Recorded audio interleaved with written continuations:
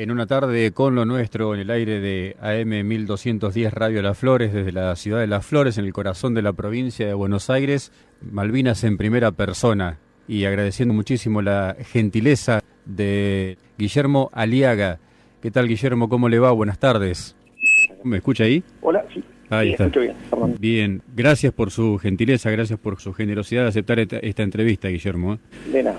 Su situación actual en cuanto a la fuerza, ¿está retirado? ¿Qué grado tiene?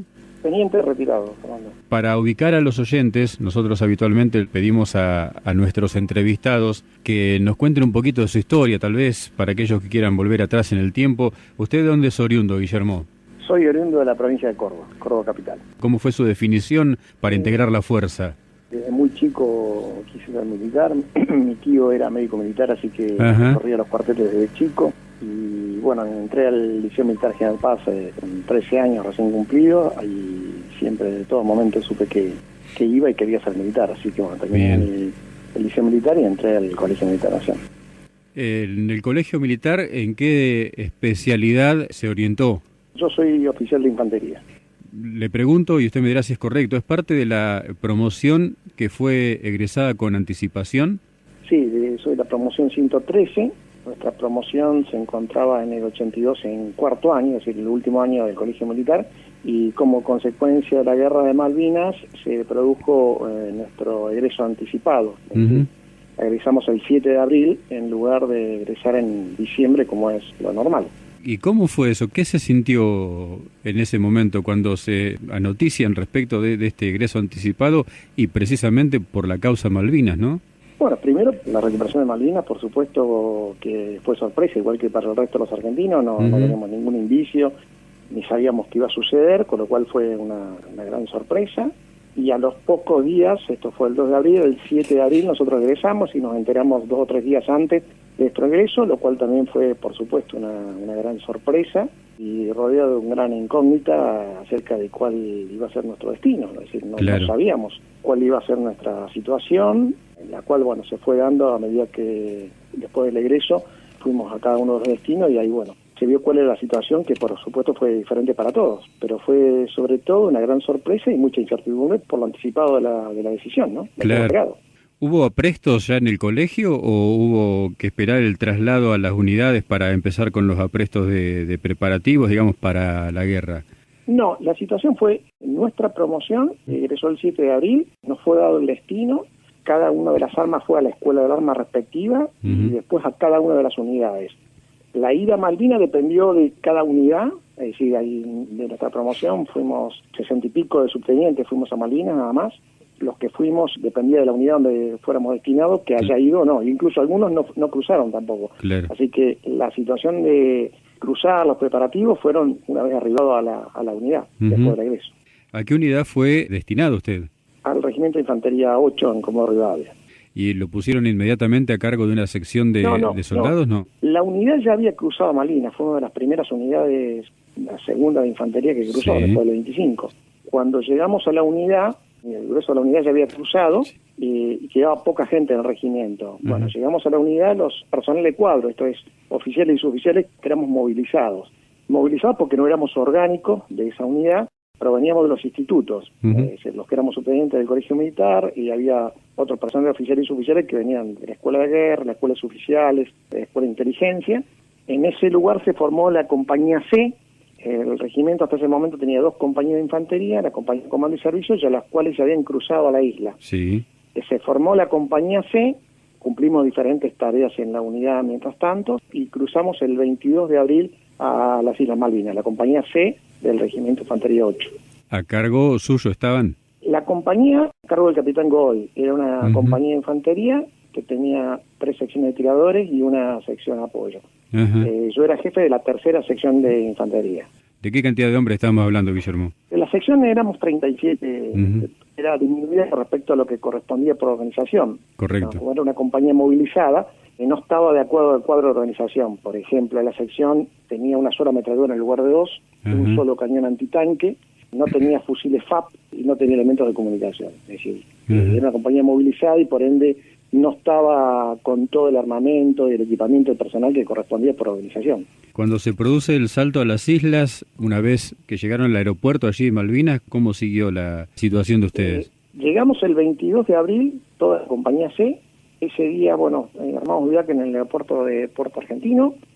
Ese mismo día me informan que al día siguiente tenía que tener preparada la sección para ser teletransportado a un lugar que era desconocido, y esto era un lugar distinto al que iba el resto de la compañía. Esto es, la compañía tenía 4 secciones y la mía iba a ser transportada a otro lugar que yo desconocía. Al día siguiente embarqué la sección en un helicóptero, un Chinook, con lo cual en un solo helicóptero entraba toda la sección, y fui transportado a Goose Green. Recién estando en vuelo, el piloto me dijo cuál era el lugar de destino. El resto de la compañía, esto es las otras 3 secciones, fueron teletransportadas a Bahía Fox. Esto es la isla Gran Malvina, es la otra isla. Mientras que con mi sección fuimos transportados a Goose Green, esto es la isla Soledad. En ese lugar se encontraba la base Cóndor, la base de Pucará, y estaba, en el centro de ejército estaba la compañía C del Regimiento de Infantería 25, en la cual en primera instancia mi sección estuvo agregada. ¿Y el objetivo allí era intentar cortar el paso a un posible avance inglés en caso de desembarco o dar seguridad a la base aérea Cóndor?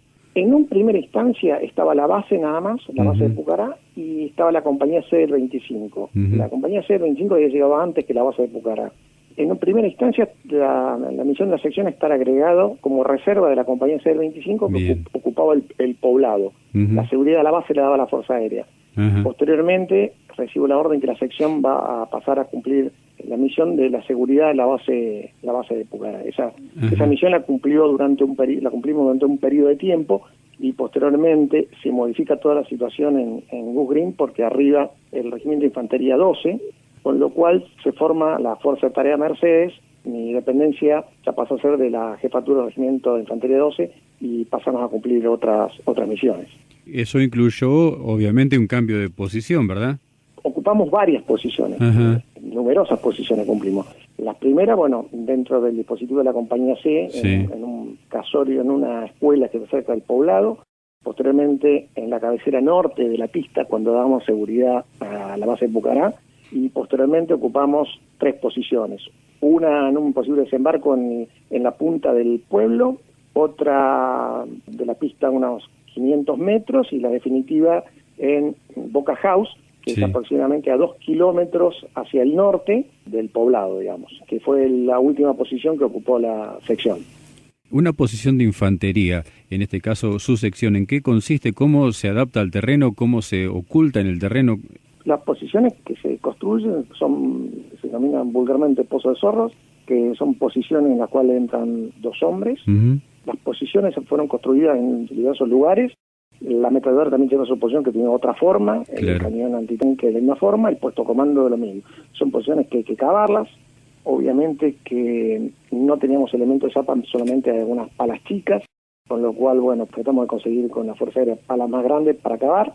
El problema en Malvinas es que las posiciones se llenan de agua continuamente, con lo cual permanentemente con la lluvia y con el agua que aflora, las posiciones están inundadas. Seguro. Por lo tanto hicimos diferentes formas para dormir, digamos. A veces se armaban carpas atrás de las posiciones, pues las posiciones estaban muy húmedas, en otras, depende de las circunstancias, a veces se ordenaba que estuvieran dentro de los pozos. Cuando las últimas posiciones, nos fuimos enviados a últimas posiciones, ya el suelo era muy rocoso, con lo cual ya era bastante difícil cavar las posiciones para llegar a una profundidad que es la que corresponde, ¿no? Seguro. Que aproximadamente tiene que quedar la cabeza afuera, nada más. ¿Cómo es dirigir una sección de combate sin haber tenido un conocimiento previo a la tropa? Porque, convengamos, usted nos decía, la sección se armó cuando usted llegó a la unidad. ¿Cómo es dirigir una sección de combate sin conocer a sus hombres? Bueno, la verdad que es sumamente difícil. Difícil porque no nos conocemos ninguno. Ni yo conocía a mi gente, ni mi gente me conocía a mí. Todos proveníamos de diferentes lugares. Los oficiales también eran 3 oficiales recién egresados, 2 oficiales eran antiguos, pero tampoco uno solo era de la unidad. Y los soldados eran todos de la compañía servicio, la mayoría, con lo cual habían tenido muy poco tiempo en una compañía de infantería. Claro. Obviamente que la situación no era la ideal porque no nos conocíamos. no habíamos tenido la instrucción propia de infantería para cumplir las misiones, y por las circunstancias, obviamente fueron situaciones extremas donde el hambre, el frío, las circunstancias hace que sea difícil el manejo de la gente. Como en toda organización sometida a situaciones críticas, hubo momentos de tensión. Claro. Pero bueno, sobre el camino se fue haciendo y creando el espíritu de cuerpo para cumplir la misión. Un elemento que nos unió al mismo tiempo que nos produjo muchos problemas fue el aislamiento. Claro. Siempre la sección cumplió misiones muy alejado del resto del resto de las organizaciones. Sí, sí. Por lo cual tuvimos problemas logísticos, estuvimos muy aislados, con pocas noticias. Bueno, todo eso hizo que nuestra situación de ánimo fuera un poco más difícil, pero también al mismo tiempo hizo que nos sintiéramos unidos porque sabíamos que dependíamos de nosotros solos. Y al ser egresado anticipadamente, estamos hablando de varios meses, hablamos de abril, el egreso habitual es en noviembre, diciembre, en esos meses que le faltaron del colegio militar, ¿usted siente que le faltó algo que le hubiera servido para la historia que le estaba tocando vivir o estaba ya con una instrucción suficiente como para afrontar esa realidad que les tocaba? Bueno, técnicamente en el colegio militar, en cuarto año, desde el punto de vista operacional, uno comienza a conducir la sección tiradora, es decir, la fracción que yo estaba conduciendo. Bien. El año anterior, la fracción que nos correspondía conducir era el grupo de tiradores, es decir, la fracción inferior a la que teníamos en ese momento. Sí, sí. Obviamente que siempre hay elementos técnicos que a uno le permiten estar más preparado para eso. Sin embargo, el combate es algo tan diferente a lo que uno puede pensar, claro, en una academia o estando preparado, que no sé si hubiera sido muy diferente que yo hubiera ido un poco después.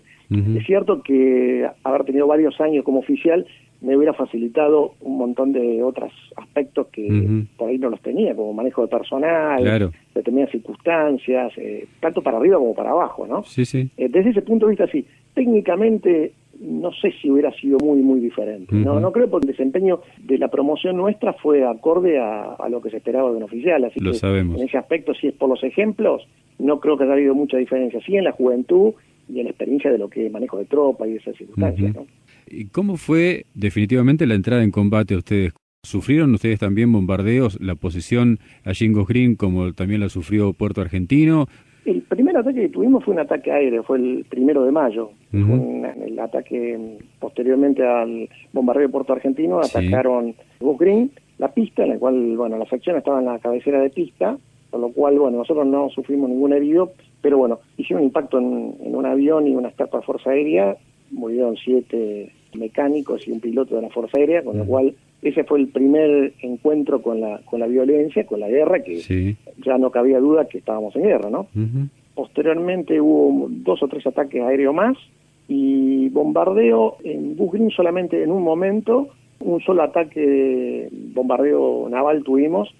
Las posiciones que ocupábamos nosotros quedaron destruidas y por suerte 2 días antes habíamos sido movidos hacia el norte, con lo cual cayeron sobre la cabecera de pista y nosotros ya no estábamos en ese lugar.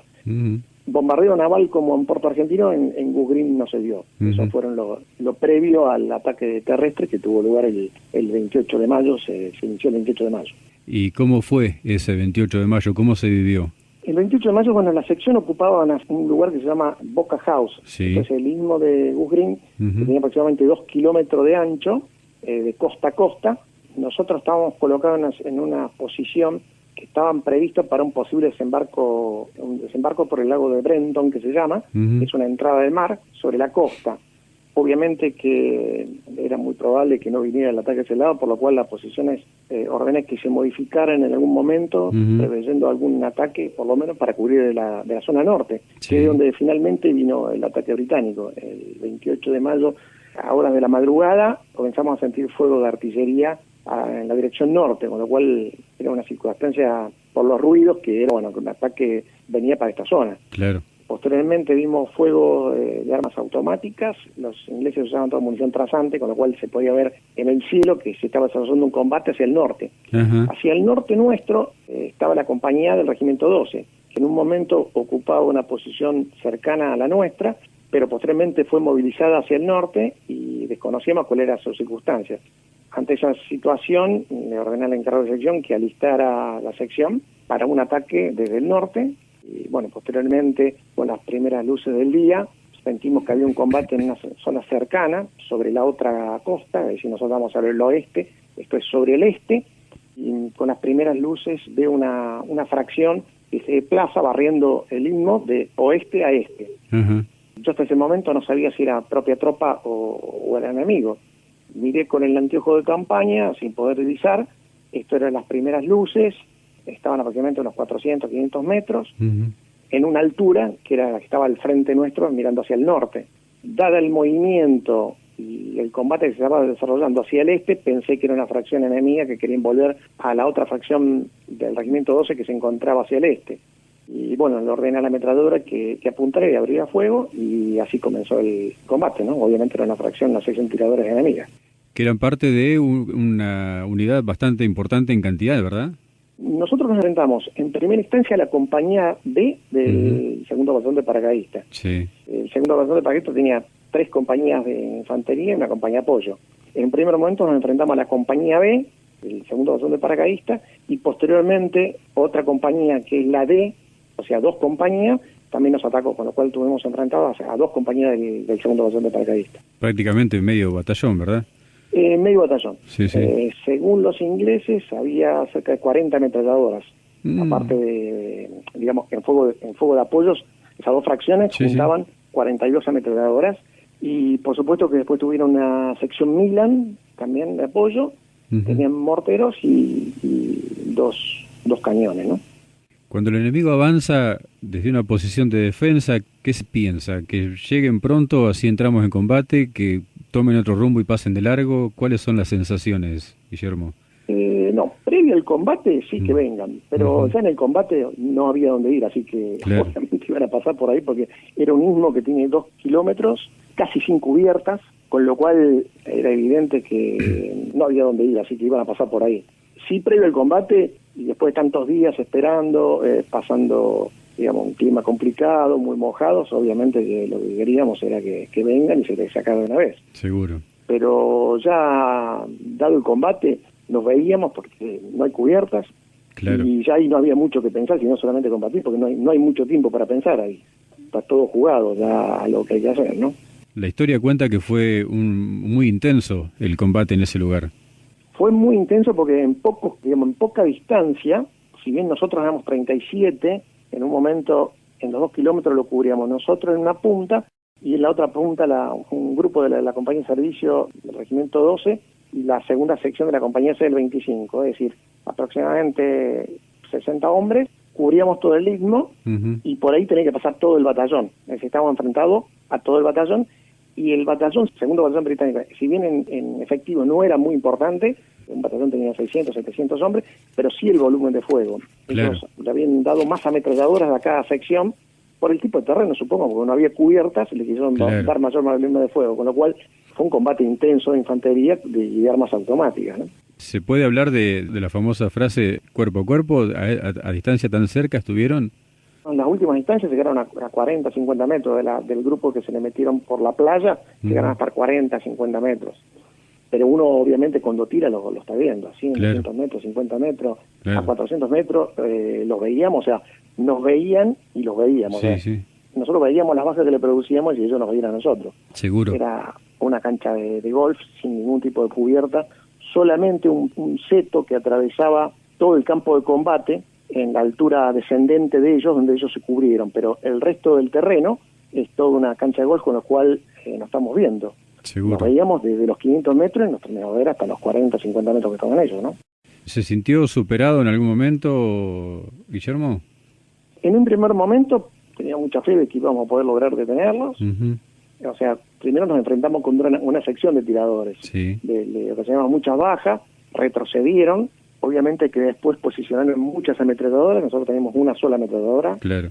Y la situación se empezó a tornar un poco complicada. El volumen de armas automáticas era muy intenso. Tremendo. Comenzamos a tener heridos y comenzamos a recibir fuego de artillería. En un principio yo pensé que podría ser propio, pero buenamente fueron haciendo las correcciones y nos fueron centrando, con lo cual después estábamos totalmente aferrados al terreno, bajo intenso fuego de armas automáticas, no podíamos movernos, y obviamente con apoyo de morteros y artillería, con lo cual sí estábamos plenamente superados y aferrados al terreno. Cuando usted dice aferrados, quiere decir que están cubiertos sin poder responder el fuego, ¿verdad? Respondíamos el fuego, pero digamos no podíamos hacer ninguna maniobra. Claro. O sea, estábamos superados en armas, disparábamos y teníamos que entrar. O sea, el volumen de fuego era muy importante. Se dificultaba tirar. Obviamente, al haber pocas cubiertas, la cubierta va al fuego y ellos con 40 ametralladoras a las posiciones la batían de una forma importante, ¿no? 2 o 3 recibieron impactos dentro de las posiciones, con lo cual era muy superior el volumen de fuego, obviamente. ¿Tuvo muchos heridos su sección? Yo quiero aclarar que la sección de los 3 grupos de tiradores, nosotros nos encontramos por una situación de la orden que recibimos de dar frente hacia el oeste.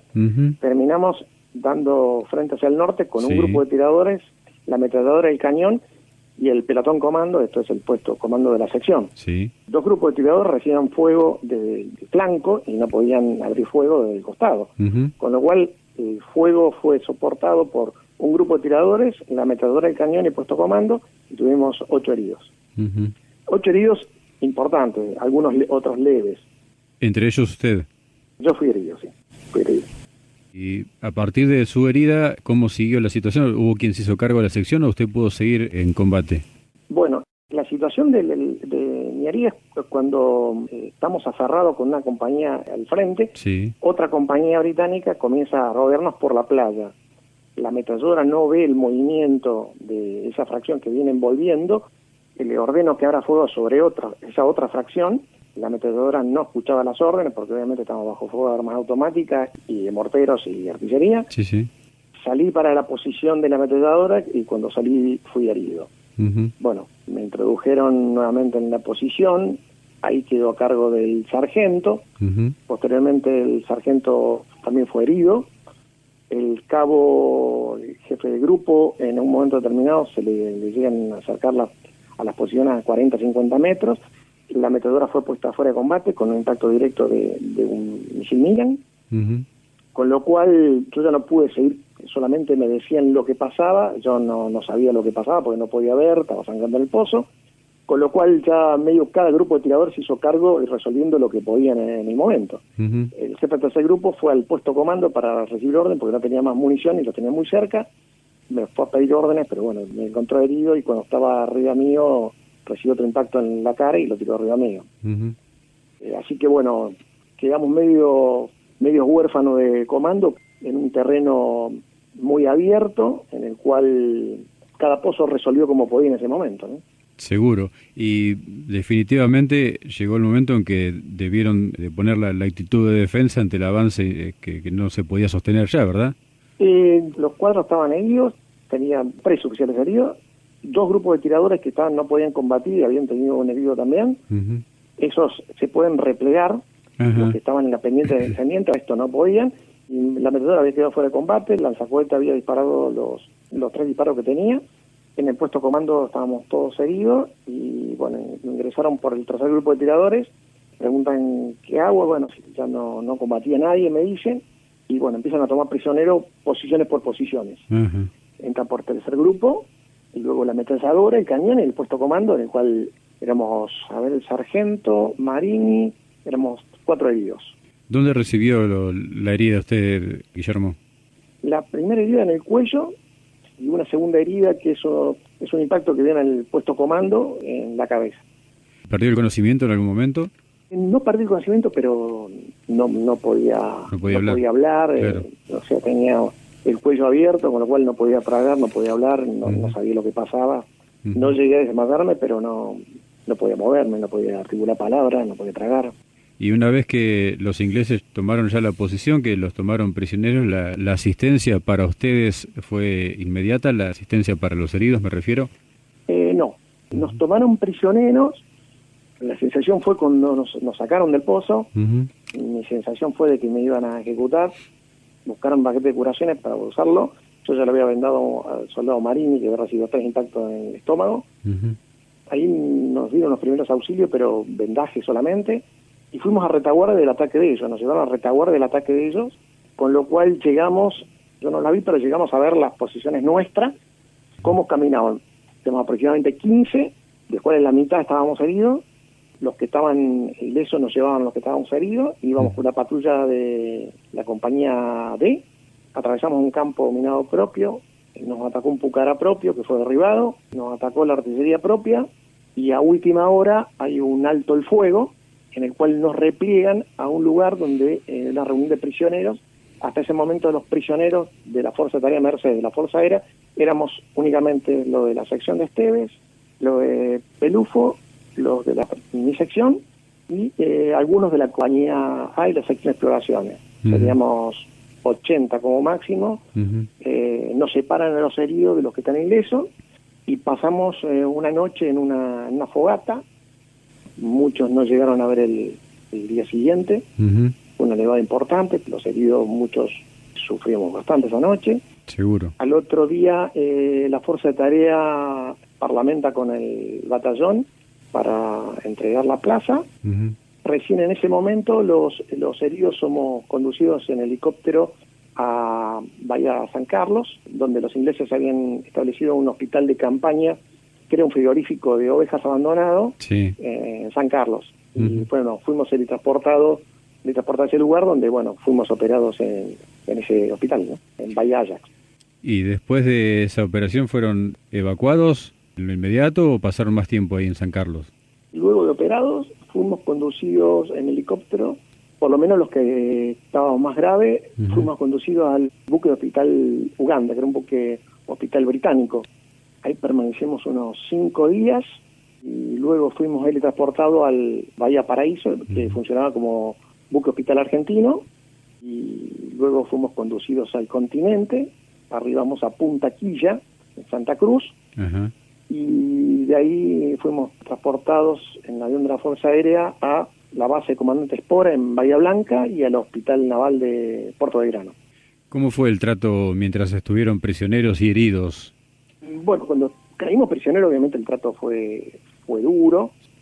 Yo estaba herido, así que no puede ser mucho, pero bueno, los que estaban ilesos comentan de una circunstancia de que aparentemente estaban muy nerviosos y en un momento intentaron fusilarnos, pero bueno, intervino un oficial y paró un poco las circunstancias. Cuando fuimos atacados por el pucará, yo estaba boca arriba porque sangraba mucho y bueno, lo derribaron al avión, se eyectó el piloto, lo sentaron al lado mío y ahí nos agarraron a patadas, pero bueno, una circunstancia que es entendible por el estrés de combate, una circunstancia extrema. Pero fuera de eso, ya en el hospital el trato fue correcto. Fue correcto. Ya nos ubicamos después en el Hospital Naval de Puerto Belgrano. Ahí siguió su recuperación, tuvo que ser operado otra vez. Fui operado por segunda vez en el Hospital Naval de Puerto Belgrano por una extracción en la parte, la herida era bastante grande y la parte de la espalda estaba infectada, así que bueno, me operaron nuevamente, permanecí internado ahí algunos días y luego trasladado al Hospital Militar de Bahía Blanca. ¿Y cómo siguió su recuperación a partir de ahí? Terminé la recuperación y cuando me dieron de alta, todavía con algunos puntos en algunas circunstancias, volví a la unidad, estando herido todavía, no había estado recuperado totalmente, y ahí me licenciaron, con lo cual, bueno, fui a mi casa y bueno, después de un tiempo ya volví nuevamente a la unidad, pero bueno, ya más recuperado, ¿no? Volvió al Regimiento 8, ¿verdad? Volví al Regimiento 8, en nuestra promoción quedaron en las unidades las cuales fuimos destinados en abril hasta el mes de noviembre. El mes de noviembre volvimos al colegio militar y tuvimos el egreso normal que debíamos tener en diciembre. El egreso en abril fue sin los familiares, con uniforme de combate, en una situación totalmente que no es la común. Por lo tanto, volvimos al colegio militar en noviembre, hicimos el egreso normal que hacen todas las promociones y bueno, después fuimos destinados a esas unidades, algunos volvieron a la misma unidad que tenía y otros nos fuimos a otra unidad diferente de la que habíamos estado en el 82. ¿En qué momento se produce el reencuentro con su familia en todo este ir y venir? Yo mi familia, la primera vez que la veo después de Malvinas es cuando estaba internado en Puerto Belgrano. Mi familia se había enterado que estaba herido por un radioaficionado que había escuchado, no sé cómo había escuchado de la Cruz Roja, que los heridos argentinos, y bueno, tenían mi nombre y mi grado, con lo cual ese radioaficionado, que era un abogado, compañero de mi madre, se había enterado en ese momento y bueno, después obviamente la Armada o la Ejército le avisó que estaba internado en Puerto Belgrano y bueno, me fueron a visitar en ese momento a la base naval. después del egreso ya definitivo en el colegio, ¿qué unidad le tocó como destino? El Regimiento de Infantería de Paracaidista 14 en Córdoba. ¿Y ahí estuvo cuánto tiempo? Tuve 4 años. ¿Cómo fueron esos años como veterano de Malvinas, tan joven, con todo lo que por ese entonces ya se hablaba de la desinformación en cuanto a Malvinas o la llamada desmalvinización que se vivió, ¿no? ¿Cómo fue para ustedes, egresados tan jóvenes, con toda la fuerza de un oficial recién egresado, pero con esta situación tan especial de que en pocos meses pasó de ser un joven subteniente a ser un veterano de guerra? Yo creo que varió mucho las circunstancias si era una unidad que había ido a la guerra que una unidad que no había ido. En el caso mío, esa unidad no había cruzado. Quien estuvo movilizada en el sur no había cruzado. En las unidades que no habían ido los oficiales, depende si había muchos oficiales o suboficiales incluso que eran veteranos de guerra. En el regimiento que yo estuve no éramos muchos los veteranos de guerra, con lo cual no había un espíritu muy malvinero, si se puede decir. Sí. Pero yo creo que la circunstancia fue diversa, depende de la unidad. Claro. No había mucha conciencia. Yo creo que se reconoció más el tema Malvinas con posterioridad, después del paso del tiempo, que en ese momento. Sí. También las circunstancias políticas, el fin del gobierno militar, creo que todas esas circunstancias influyeron para que no se tocara mucho el tema Malvinas, y las unidades que no fueron a la guerra no se vivía mucho el tema Malvinas. Nos hablaba al comenzar la nota que su grado actual es teniente, o sea que fue muy poco su paso activamente por la fuerza después de Malvinas. Sí, después 6 años más, hasta el 88, 89. ¿Tiene contacto con otros veteranos? Sí, por supuesto. Más, hace un rato acabo de hablar con un integrante de la sección, sí. Tenemos bastante, con los integrantes de la sección tenemos mucho contacto, y por supuesto los compañeros de promoción también. ¿Ha vuelto a Malvinas? Volví hace 2 años. Hay un coronel Carpinelli, coronel de actividad, escribió un libro sobre la sección, se llama La Sección Olvidada. Como estaba escribiendo el libro, me propuso ir a Malvinas, porque obviamente un libro de guerra sin ver el terreno no es lo mismo. Bueno, le dije que sí, y armamos un grupo con otros compañeros míos, así que fuimos 8 a Malvinas, de los cuales 6 éramos compañeros de promoción, no todos veteranos, y fuimos hace 2 años, una linda experiencia. ¿Qué se sintió? La verdad que muy emocionante. Puerto Argentino yo no lo conocía ahora, pero volver a Goose Green, que ese pueblo sí lo conocía muy bien, fue una película volver atrás mucho tiempo, y muy emocionante cuando estuve en Boca House, que es el lugar donde combatimos, donde dejamos un momento tan importante en la vida nuestra siendo tan joven. Realmente muy emocionante, y el parte muy agradecido a Dios por haber tenido la oportunidad de haber combatido. Es una oportunidad inigualable para un soldado, y sobre todo haber tenido la suerte de poder haber vuelto, ¿no? ¿Cuántas veces ha contado todo esto, Guillermo? No tantas veces, ¿No? Esto se empezó a contar no hace mucho tiempo. Yo creo que por ahí uno pasa el tiempo, madura, lo ve de otra forma. También en las circunstancias del país creo que son diferentes. Creo que hay una mayor apertura hacia lo que es Malvinas, una forma de verlo más imparcial, sacándolo del tema político, y lo que tiene más que ver con las vivencias del soldado, ¿no? Sí. Creo que ahora hay un mayor reconocimiento incluso de la gente. Yo quiero agradecerle muy especialmente por estos minutos, por el testimonio tan exacto, tan preciso, por la generosidad que ha tenido. En ningún momento dudó de aceptar la entrevista, y para nosotros es muy valedero. Hace 18 años que venimos haciendo entrevistas aquí en nuestro programa. No, por favor, Fernando, un gusto. Un abrazo y saludo a los oyentes. Tenemos que agradecerle también muy especialmente a nuestro común amigo Hugo Leonard, que fue quien me facilitó su número de teléfono para poder lograr esta entrevista. Un abrazo para Hugo Leonard, un gran amigo.